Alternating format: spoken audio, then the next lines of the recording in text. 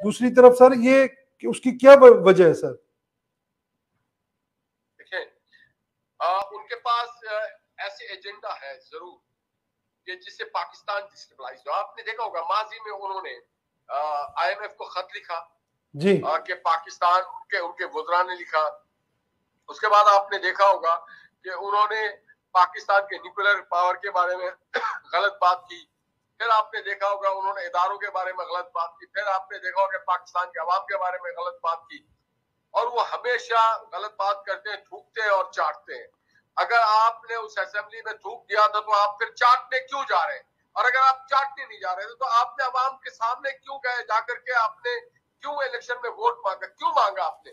अगर आप कहते हैं वो रेफरेंडम है तो रेफरेंडम का तरीका आइन और कानून में दर्ज है। ये रेफरेंडम नहीं है। Election is election and referendum is referendum. There is two different things, there are two different organs of the constitution. The process of election is something different and the process of referendum is something different. बिल्कुल ऐसी है sir. अच्छा sir ये फरमा दें कि अब election जीतने के बाद क्या लगता है PTI अब हुकूमत पर इलेक्शन करवाने के जो दबाव डाल रही है उसमें कामयाब हो पाएगी सर? नहीं जी, इस तरह से अगर आप इलेक्शन करवाएंगे और हुकूमत को घर भेजेंगे तो ये मुल्क तो नहीं चलता ना। रियासत में इस तरह से नहीं चलता है। कोई भी जत्था आ जाए, ये कोई उसका दौर तो नहीं चंगास खान का और हलाकू खान का, कोई भी आ जाए और पानीपत की जंग करे, या अमीर तैमूर आ जाए और पानीपत की जंग करे, या इब्राहिम लोदी आ जाए वो पानीपत की जंग करे और जंग करके आप दिल्ली का सल्तनत जीतते। ऐसे नहीं होता आज के दौर में। इलेक्शन में लोग अपने फ्री विल में पीसफुल माइंड के साथ जाते हैं और जाकर के वोट डालते हैं। और उसके बाद एक मुरवजत तरीक़ाकार है। अगर वो इमरान खान को नहीं पसंद है हमारी जो मौजूदा हुकूमत है तो वो वोट ऑफ नो कॉन्फिडेंस लेके आए, जाए पार्लियामेंट में जाके बैठे, लोगों को अपना हम ख्याल बनाए। PMLN के पास तो सिर्फ 80 सीटें हैं। दीगर जो पार्टी है, पीपल्स पार्टी है, ANP है, JUI है, वजीरिस्तान के लोग हैं, आजाद लोग हैं, MQM के लोग, उनसे बात करें। ये तो नहीं होगा ना कि 6 MLA और चंद हजार 30-40 हजार लोग खड़े होकर इस्लामाबाद की सड़कों में 22 करोड़ लोगों के मुस्तकबिल का फैसला करें, करोड़ों लोगों ने जो वोट दिया उनके वोट की तौहीन करें। ऐसा नहीं हो सकता। ऐसा नहीं हो सकता। ठीक है सर, जीत के बावजूद इमरान खान साहब इलेक्शन कमीशन के ऊपर इल्जामात लगा रहे हैं और NA-237 कराची की जो सीट है उसको भी मानने से इनकार कर दिया उन्होंने। उस पर क्या कहेंगे सर आप?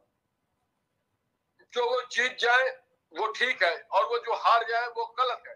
इमरान खान डे फर्स्ट से शायद वो पैदा हुए थे नाना नाना करते हुए और वो किसी को नहीं मानते। वो खुद परस्ती के इंतहा पे पहुंचे हुए हैं। वो समझते हैं कि उनके अलावा कोई भी लीडर नहीं, उनके अलावा कोई भी स्मार्ट नहीं, उनके अलावा कोई भी नहीं जीत सकता।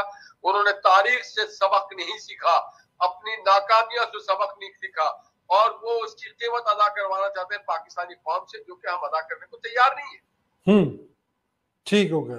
अच्छा सर, वो इमरान खान साहब ने जो प्रेस कॉन्फ्रेंस की है अपनी जीत की खुशी में, वहां उन्होंने बैठ के ये फरमाया कि वो आपकी नजर में वो कौन सा आदमी है सर जिसने इस्लामाबाद में आकर पूरे सिस्टम को बदल दिया? किन की तरफ वो इशारा कर रही है? इमरान खान है मेरे नजरों में जी। अगर इमरान खान नहीं है तो इमरान खान का क्या वो आदमी कौन है? मैं तो समझता हूँ इमरान खान है जो कि पूरे सिस्टम को तहवाला कर रहा है, पूरे जमहूरी निजाम को, पार्लिमानी निजाम को, आइन और कानून को। उनके नजर में कोई है तो आके नाम बता दे वो। बिल्कुल बिल्कुल, आपकी नजर में वो इमरान खान खुद है?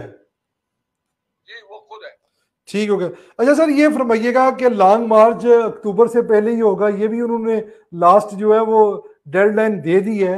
अगर आप इंतखाबात की तरफ ना गए तो अगर ये लॉन्ग मार्च की तरफ जाते हैं तो सर क्या लगता है आपको मामला किस तरफ जा सकते हैं? ताहिर साहब आप भी लिख लें, ये लॉन्ग मार्च नहीं होगा, ये शॉर्ट मार्च होगा, ठुस मार्च होगा या क्विक मार्च होगा। लॉन्ग मार्च नहीं होता। नहीं होता सर, वो तो बड़े जोशो जज्बे से तैयारियां कर रही हैं और वो कह रहे हैं कि ये ठुस मार्च होगा, ये शॉर्ट मार्च होगा, ये इनका क्विक मार्च होगा। क्विक मार्च होगा। चलें जी सर, वक्त